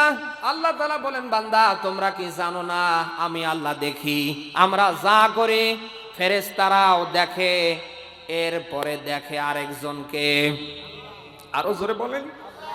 আল্লাহ পাক বলেন ইয়ালামু খায়িনাতাল আয়ুন ওয়া মা তুখফিস সুদূর। সূরা মুমিন 19 নম্বর আয়াত এটা। আল্লাহ পাক বলেন পৃথিবীতে মানুষ যেটা চোখের খেয়ানত করে ওটাও জানে কে? ওয়া মা তুখফিস সুদূর। আল্লাহ বলেন মানুষ যেটা অন্তরে গোপন রাখে কেউ জানে না, এটাও জানে আল্লাহ। আরো জোরে বলেন। অতএব যা করছেন একটু ঠান্ডা মাথায় চিন্তা ভাবনা করেন। এ দুনিয়ায় কিন্তু শেষ না, এ জগতে কিন্তু শেষ না, এরপরে সামনে আরো জগৎ আছে না, আছে না? আরো জোরে বলেন। দুনিয়ায় চিরদিন আপনি থাকতে পারবেন না, আমাকেও আল্লাহ তাআলা রাখবে না, কারণ যার জন্ম হয়েছে তার মরণ হবে না হবে না, যে এসেছে তারে যেতে হবে না হবে না। আপনি তামাম পৃথিবীরও যদি ক্ষমতাধর হন, তামাম পৃথিবীরও যদি মালিক হন, আপনাকে কিন্তু আমার আল্লাহ মরণ থেকে বাঁচতে দেবে না। দেবে? আল্লাহ পাক বলেন আল্লাযী খালাকাল মাউতা ওয়াল হায়াতা লিয়াবলুয়াকুম আইয়ুকুম আহসানু আমালা ওয়া হুয়াল আজিজুল গফুর। সূরা মূল 67 নম্বর সূরা 29 নম্বর পারার প্রথম নম্বর পৃষ্ঠার 2 নম্বর আয়াত। এটা আয়াতটার দিকে খেয়াল করেন। আল্লাযী খালাকাল মাউত, আগে মাউতকে আগে দিলেন কে বলেন? এই আয়াতটা এরকম হবার কথা ছিল আল্লাযী খালাকাল হায়াতা, এরপরে মাউত। কারণ পৃথিবীতে মানুষ এসেছে মরা অবস্থায় না জিন্দা অবস্থায়? সবাই বলেন। কিন্তু আল্লাহ তাআলা হায়াতকে পরে দিলেন, মাউতকে আগে দিলেন কেন? কারণ আছে না নেই? সব আলেমরা এখান থেকে ব্যাখ্যা দিয়েছে। আল্লাহ তাআলা বোঝাতে চায় পৃথিবীর মানুষ যত কিছুই করো না কেন তুমি কিন্তু মরবে, তুমি কিন্তু। আরো জোরে বলেন। অতএব আপনি যা করছেন আমি যা করছি, আপনি আমি যাই হই না কেন, আপনাকে আমাকে কিন্তু অবশ্যই মরতে হবে। আজরাইল ঘর পাক খাচ্ছে, শুধু আল্লাহ বলবে ধর, 1 সেকেন্ড ছেড়ে দেবে না। বাদশা সাদ্দাদের জীবনী আমার মনে পড়ে গেল। মানুষের উপর জুলুম অত্যাচার টর্চার করে 1 বছর নয় 2 বছর নয়, দীর্ঘ 23 বছর ধরে শখের বালাখানা বানিয়ে ফেলছে। সব শেষে সেটাকে যখন উদ্বোধন করবার জন্য তার লোকজন নিয়ে এসেছে, আল্লাহ তাআলা বাদশা সাদ্দাদের শখের বালাখানার সামনে ঠিক গেট বরাবর আজরাইলকে দাঁড় করে দিয়েছে। বাদশা আসার পরে দেখছে অপরিচিত একজন মানুষ, ডাক দেয়া বলছে, কে গো তুমি? কোথায় তোমার বাড়ি? কি চাই? তুমি কি জানো না আমার বালাখানার আজ উদ্বোধন? দীর্ঘ 23টা বছর এই অপেক্ষায় ছিলাম যে আমি অন্তত একটু সুখ শান্তি সফলতা যেন এখান থেকে নিতে পারি। মালাকুল মউত ফেরেশতা আজরাইল ডাক দেয়া বলছে, বাদশা সাদ্দাত, আপনি হয়তো মনে করেছেন আমার বাড়ি হয়তো কোনো না কোনো জায়গায়, আমি হয়তো আপনার রাজ্যের লোক না, এই পৃথিবীর কোনো জায়গায় আমার বাড়ি না, আমার ঘর না, পৃথিবীর কোনো মানুষ আমি না, আমি স্বয়ং মহান আল্লাহর পক্ষ থেকে মালাকুল মউত ফেরেশতা আজরাইল। আমার আল্লাহ তাআলা এই মুহূর্তে পাঠিয়েছে, তোমার জান কবজ করতে হবে, তোমাকে 1টা সেকেন্ডও সামনে পিছনে যেতে দেয়া হবে না। লা ইস্তাখিরুনা সাআতাও ওয়া লা ইস্তাকদিমুন। আজরাইল যখন আপনার আমার সামনে এসে দাঁড়াবে, না যাবে সামনে না যাবে পিছনে। বাদশা সাদ্দাত হাত বের করলেন, অনুনয় বিনয় শুরু করে দিলেন, মালাকুল মউত ফেরেশতা আজরাইল, আমাকে অন্তত আমার শখের বালাখানা একটু ঢোকার সুযোগ দেন। আজরাইল ডাক দেয়া বলেন, তোমাকে ঘোড়ার পিঠ থেকে নামার সুযোগও দেয়া হবে না। আজরাইল শুধু হাত নিতে দেরি, ওর ঘোড়া সহ ওপরে মারা যেতে দেরি না। অতএব কারণে আজরাইল জানি না কার সামনে আসতে কয়দিন বাকি আছে, যেহেতু এ জ্ঞান কোন নবী কোন রসুলকে পর্যন্ত আল্লাহ দেয়নি, পৃথিবীর কোন পীর দরবেশ কোন আউলিয়া কোন হুজুর জানে না কখন কোন সময় মানুষ মারা যাবে, এটা শুধু জানে আল্লাহ। আরো জোরে, মা কানা লিনাফসিন আন তামুত ইল্লা বিইذনিল্লাহি কিতাবাম মুআজ্জালা। বলেন আল্লাহু আকবার। আল্লাহ পাক বলেন, কোন মানুষ কখন কোন সময় মারা যাবে পৃথিবীর কেউ এটা জানে না, এটা জানে আল্লাহ। আরো জোরে, সূরা ওয়াকিয়া 7 নম্বর আয়াত দেখবেন, আল্লাহ বলেন নাহনু কদ্দারনা, একালিফ। আল্লাহ বলেন নাহনু কদ্দারনা বাইনাকুমুল মাউত। আল্লাহ বলেন মৃত্যুকে আমরা নির্ধারণ করেছি, কে কখন কোন সময় মারা যাবে পৃথিবীর কেউ জানে না, এটা নির্ধারিত কার কার কার কার। এই মৃত্যু থেকে বাঁচার জন্য আপনি যতই ছটফট করেন, যতই চেষ্টা করেন আপনি কিন্তু পারবেন না। সীসা ঢালা প্যারাসিরের ভেতরে থাকলেও ওই জায়গায় মরণ যাবে না, যাবে না? বলেন। হযরতে সুলাইমান নবীর একজন সাহাবীর কথা মনে পড়ে গেল।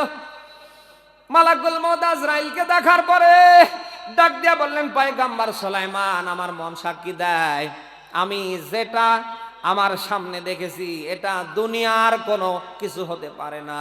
আমার মন সাক্ষী দেয়, আমি আমার ঈমান নিয়ে বলছি এটা মালাকুল মউত ফেরেশতা আজরাইল।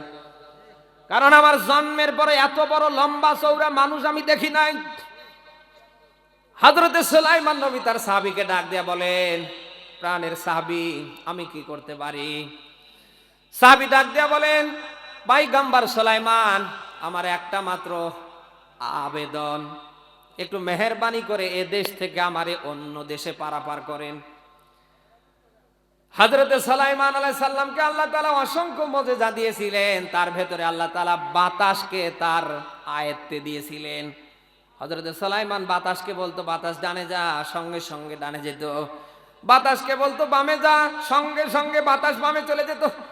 হযরতে সুলাইমান নবী ডাক দেয়া বলেন, বাতাস, আমার এই সাহাবী যে দেশেই যেতে চায় তারে ওই জায়গায় নিয়ে যা। সঙ্গে সঙ্গে বাতাস তাই করলেন।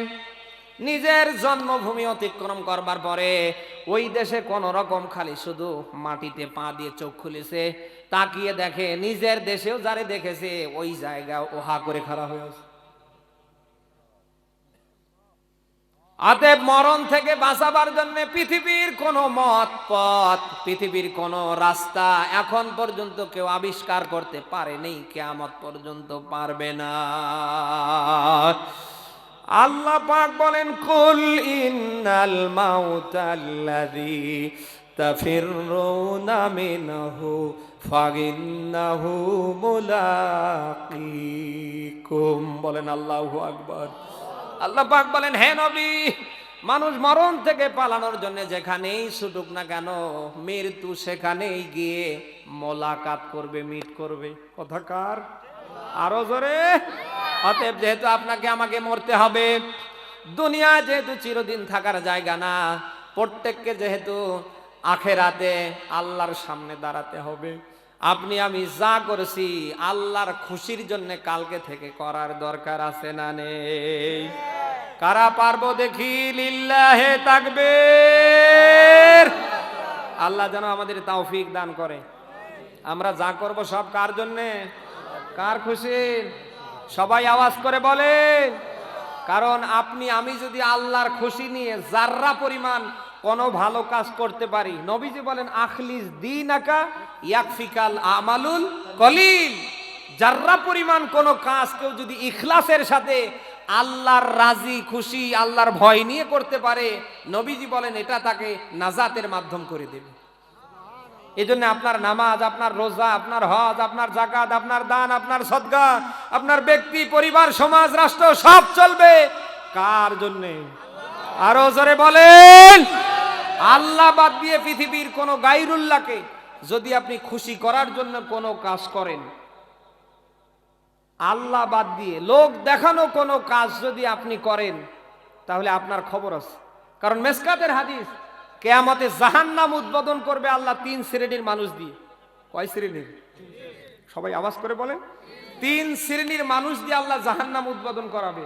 তার ভেতরে গুরুত্বপূর্ণ একটি শ্রেণী হচ্ছে যারা দুনিয়ায় লোক দেখানো ইবাদত বান্দেগি করবে, দান করবে, সদকা করবে। অর্থাৎ আপনি দুনিয়ায় যদি কাউকে দেখানোর জন্য কোনো কিছু করেন, এর বিনিময়ে আপনার ঠিকানা হবে জান্নাত না জাহান্নাম? জাহান্নাম। আরো জোরে বলেন। অতএব আপনি দুনিয়ায় যা করছেন সব কালকে থেকে হবে কার জন্যে? আরো জোরে বলেন। আপনি কি তা পারেন? আপনি পারেন না। আজ যদি ওই আল্লাহ তাআলার রাজি খুশি, ওই আল্লাহ তাআলার নৈকট্য লাভের জন্য আমরা কাজ করতাম, আমার মনে হয় না আজ আমার হাতের দ্বারা, জবানের দ্বারা, আমার দ্বারা অন্যের 4 পয়সার ক্ষতি হতো। কথা না বলে বুঝি কি করে? সে ভয়ে, সে স্মরণে তো আমাদের নেই। আমাদের একটাই ধান্দা আছে, কাক ঠকে কে বড় লোক হওয়া যায়। এক কথা না বলে বুঝি। আসলে বানি আদমের পেট পৃথিবীর কোনো কিছু দিয়ে ভরে না, ভরবে না। বানি আদমের পেট ভরবে শুধু কবরের মাটি। কারণ আমরা দেখেছি যার যত হয় তার তত আকাঙ্ক্ষা বাড়ে। শুধু আপনারা বলে কথা না, ওর ভেতরে আমিও আছি না নেই? মানে আকাঙ্ক্ষার শেষ নেই। আমরা দেখেছি যার 10 বিঘা হয় তার টার্গেট থাকে আর 10 বিঘা হয় কি করে, যার 1 লক্ষ টাকা হয় ওর টার্গেট থাকে আর 9 লক্ষ কি করে হয়। এই কথাটা বলে বুঝি করে পৃথিবীতে এমন কোন মানুষ বাদ নেই যে মানুষের টার্গেট এটা নেই। কিন্তু বাস্তবতা কি জানেন, আসলে এগুলি একটাও আপনার আমার জন্য কিন্তু স্থায়ী না। বাড়ি বলেন, গাড়ি বলেন, নারী বলেন, সন্তান সন্ততি, এই যে টাকা পয়সা, জমি জায়গা, ঘর বাড়ি, এই যে শেয়ার, এই যে ক্ষমতা, সবগুলি অস্থায়ী। এটা আজ আছে কাল নেই। শুধু কেবলমাত্র একমাত্র আপনার আমার জন্য স্থায়ী হচ্ছে নেক কাজ আর ভালো কাজ। নেক কাজ আর, আরো জোরে বলেন। আল্লাহ বলেন আল মালু আল বানুন জিনাতুল হায়াতিদ দুনিয়া ওয়াল বাকিয়াতু সালিহাত। আল্লাহ বলেন দুনিয়ার ধন সম্পদ এগুলি দুনিয়ার সৌন্দর্য শোভা, আর মানুষের জন্য প্রকৃত স্থায়ী হচ্ছে নেক কাজ আর ভালো কাজ। সেটা আজ আমাদের ভেতরে আছে। আমরা এখানে কত মানুষ বসে আছি, যদি বলি যে ভাই আপনি কি মাগরিবের নামাজ এশারের নামাজ পড়েছেন, অনেকে গোল্ডেন প্লাস নিয়ে ফেল করবে। নিজে তো নেই, পারিবারিক ভাবে তাকান, ওর স্ত্রীর জীবনে, মেয়ের জীবনে, ছেলের জীবনে তো আরো নেই। তাহলে যে ঘরে আল্লাহর বিধান চলে না, আল্লাহর হুকুম পালন হয় না, এটি ঘর না কবর? সবাই আওয়াজ করে বলেন। এজন্য রাসূলুল্লাহর হাদিস, তোমরা ঘরগুলিকে কবর বানিও না। যে ঘরে রুকু হয় না, সেজদা হয় না, আল্লাহর হুকুম পালন হয় না, ওটা আর ঘর না, ওটা কবর। ওটা কি? আরো জোরে বলেন। এই জন্য রাসূলুল্লাহ ডিরেকশন দিয়েছে, তোমরা ফরজ নামাজগুলি মসজিদে গিয়ে আদায় করবা, আর বাদ বাকি নামাজগুলি ঘরের পরিবেশে পড়বা। আজ আমাদের ঘরে অশান্তি কেন? দাউ দাউ করে অশান্তির আগুন জ্বলছে কেন? লবণ থাকে তো পান্তা থাকে না, পান্তা থাকে তো লবণ থাকে না, মরিচ থাকে তো পিঁয়াজ থাকে না, পিঁয়াজ থাকে তো তেল থাকে না। কারণ কি? ঘরগুলি আপনি তদন্ত করেন, তল্লাশি চালান, আপনি রিপোর্ট দাঁড় করান, অধিকাংশ ঘরে সেজদা হয় না। আমরা হয়েছি পুরুষেরা ডিপজল, আর আমাদের পারিবারিক ভাবে যারা আছে ওরা হয়েছে মমতাজ। নামাজ নেই, কালাম নেই, আল্লাহ নাই, রাসূল নেই, আখিরাত পরকাল কিচ্ছু নেই, কিন্তু ইন্ডিয়ার চ্যানেল ঠিকই চলছে। সুবহানাল্লাহ না? আচ্ছা, যে ঘরে ইন্ডিয়ার চ্যানেল সব সময় চলমান থাকে, এ ঘরে তো জিবরাইল দিনে 70 বার রহমত দেয়। হ্যাঁ, আমরা আজ পারছি না। বিশেষ করে সন্তানগুলি যে নষ্ট হয়ে যাচ্ছে, আপনি তাকান তো, সন্তানগুলি নষ্ট হয়ে যাচ্ছে শুধুমাত্র আমরা বাবা মা আমাদের কারণে। এই কথাটা বুঝি কি করে? আমরা বাবা মা যারা যদি ভালো হতাম, আল্লাহর বিধান যদি সঠিকভাবে আমরা মানতাম, ওই পক্ষে যদি থাকতাম, আমাদের সন্তান সন্ততি গাজার সাথে, বাবার সাথে, লাল পানির সাথে, বিভিন্ন পরকীয়া, ইফটিজিং, জেনা, ব্যভিচারের পিছনে জীবন শেষ করতে পারতো না। পারছে শুধু আমাদের কারণে। এই যে বিশাল বড় রাত ভাই, অনেক ছেলে মেয়েরা রাতের বেলা ঘুমায় না, তাহলে তাহাজ্জুদ পড়ে, কোরআন খতম করে নাকি কি করে? এগুলি দেখার দায়িত্ব কার? বাবা মা আমরা, আমাদের না? আমরা কি আদৌ দেখি? সন্তান জন্ম দেওয়ার পরে গরু ছাগলের মতো ছেড়ে দিস, কোন জায়গায় যেতে পারিস না, অসুবিধা। এদেশে অনেক মা তার সন্তান সন্ততিকে উদ্বুদ্ধ করে, এই আমি ক্লাস 9-এ থাকতে তোর আব্বার সাথে প্রেম করতে ধরা পড়ে পার্কে বিয়ে করিস, তুইও কর, আমার আপত্তি নেই, তবে জামাইটা যেন তোর আব্বার মতো দেখতে হয়, কিছু যেন থাকে। কথা না বলে বুঝি। কোন সন্তান সন্ততি যদি পরকীয়া করবার ব্যাপারে, প্রেম করবার ব্যাপারে পারিবারিক ভাবে সাপোর্ট পায়, ও কি প্রেম না করে? না, কথা না বলে বুঝি কি করে ভাই? ছেলে কোথায় যায়, মেয়ে কোথায় যায়, ছেলে কি করে, মেয়ে কি করে, এটা দেখার দায়িত্ব কি আপনার না? বাবা হিসাবে, মা হিসাবে উভয়ের না? কিন্তু আদৌ কি আপনি ফলো করেন? আজকে স্কুল বলেন, কলেজ বলেন, মাদ্রাসা বলেন, ইউনিভার্সিটি বলেন, কোচিং বলেন, প্রাইভেট বলেন, কোন জায়গায় পড়াশোনা নেই। পড়াশোনা চলছে কোথায়? আম গাছের নিচে, নতুবা জাম গাছের নিচে, নতুবা দেশের মোড়ে মোড়ে তো এই আপনার এই যে কি বলে পার্কের অভাব নেই। এক একটা পার্কের নাম শিশু পার্ক, আল্লাহর হস্তে কোনো শিশু নেই, সব আর খালু আর খালা দিয়ে ভরপুর। আজকে মা বাবা যদি আমরা ভালো হতাম, আল্লাহর বিধান মানতাম, সন্তান কোথায় যায়, সন্তান কি করে, আমরা যদি পিছে পিছে নজর দিতাম, চোখ দিতাম, আমার মনে হয় না আমাদের কোনো কলিজার টুকরো সন্তান অকালে ঝরে যেতে পারত। এর জন্য দায়ী কে? আমরা না? আমরা না? আমরা না? আমরা না? অতএব দুনিয়ার যত কিছু দেখছেন একটাও আপনার আমার জন্য কিন্তু স্থায়ী না। আপনার আমার জন্য স্থায়ী হচ্ছে নেক কাজ আর, সবাই বলে নেক কাজ আর। কারণ কিয়ামতে আল্লাহ তাআলা যখন মানুষের আমল নামা উড়িয়ে দেবে, এটা উড়তে উড়তে কারোর ডান হাতে এসে পড়বে, আবার উড়তে উড়তে কারোর বাম হাতে এসে পড়বে। নবীজি বলেন দুনিয়ায় যাদের ভালো কাজের পরিমাণ বেশি হবে তাদেরই আমল নামা ডান হাতে এসে বসবে। সুবহানাল্লাহ বলতে পারেন না? এই যে কোরআনে জান্নাত শব্দ আপনি যত জায়গায় দেখছেন, এই জান্নাত শব্দের আগে আপনি দুইটা জিনিস পাবেন। নাম্বার 1 হচ্ছে ঈমান, নাম্বার 2 হচ্ছে নেক কাজ আর ভালো কাজ। আল্লাহ পাক বলেন ঈমান নিয়ে যারা ভালো কাজ করবে, আল্লাহ পাক বলেন কিয়ামতের ময়দানে তারাই জান্নাতে প্রবেশ করবে। সে ভালো কাজ আজ আমাদের আছে বলেন? এই যে পবিত্র রজব মাসের আজকে 9 তারিখ, দেখতে দেখতে রজব মাস আজ 9 তারিখের ভেতরে আমাদের ফালিয়েছে। একদিন হয়তো রজব মাসও আমাদের থেকে বিদায় নেবে। সামনে শাবান, এরপরে বলেন আদর্শ পবিত্র রজব মাস আসলে পরে বিশ্বনবী মুহাম্মদুর রাসূলুল্লাহ আল্লাহ তাআলার কাছে দোয়া করতেন, আল্লাহুম্মা বারিক লানা ফি রজব ওয়া শাবান ওয়া বাল্লিগনা ইলা শাহরি রমাদান।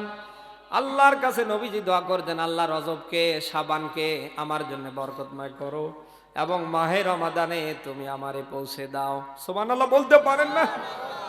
আম্মা জান আয়েশা সিদ্দিকা রাদিয়াল্লাহু তাআলা আনহা বলেন, রজব এবং শাবানে এত পরিমাণে রাসূলুল্লাহকে আমি ইবাদত বান্দেগি করতে দেখেছি, এত পরিমাণে রোজা রাখতে দেখেছি, অন্য কোন মাসে আমি এত ইবাদত বান্দেগি এত রোজা রাখতে আমি দেখিনি। যে পবিত্র রজব মাসে আল্লাহর নবী আপনার আমার প্রত্যেকের জন্য 5 ওয়াক্ত নামাজ নিয়ে আসলেন। আজ আমরা উম্মত দাবি করবার পরে অনেকেই নামাজ পড়ছি না। পড়ার দরকার আছে না? আরো জোরে। যা করেছেন আল্লাহর রাস্তে ছেড়ে দেন, বন্ধ করেন। সময় এখনো আছে, আল্লাহর দিকে অন্তত ফিরে আসেন। সব দরজা বন্ধ হলেও এখন পর্যন্ত দরজা খোলা আছে কার? সবাই আওয়াজ করে বলেন, ওই আল্লাহর দরজা এখন পর্যন্ত খোলা আছে। এখনো সময় আছে, ব্যাক করেন, ফিরে আসেন। যা করার করেছেন, আদম আর হাওয়ার মতো ডাক দিয়ে বলেন, আল্লাহ তুমি মাফ করে দাও, ক্ষমা করে দাও। তুমি যদি মাফ না করো, ক্ষমা না করো, অতর হামনা, তুমি যদি আমাদের উপরে দয়া না করো, আমরা ধ্বংস হয়ে যাব। অতএব নিরাশ হবার কিছু নেই। যে আল্লাহ তাআলা আদম আর হাওয়ারে মাফ করতে পারে, সে আল্লাহ আপনার আমারে মাফ করতে পারে না? পারে না? আরো জোরে বলেন। সবাই আমরা আল্লাহ তাআলার কাছে ফিরে আসি, তাওবা করি। আল্লাহ তাআলা সকলকে যেন আমাদের তাওবা করবার, তার ক্ষমা নিয়ে শেষ নিঃশ্বাস ত্যাগ করবার তিনি তৌফিক দান করে, বলেন আমিন।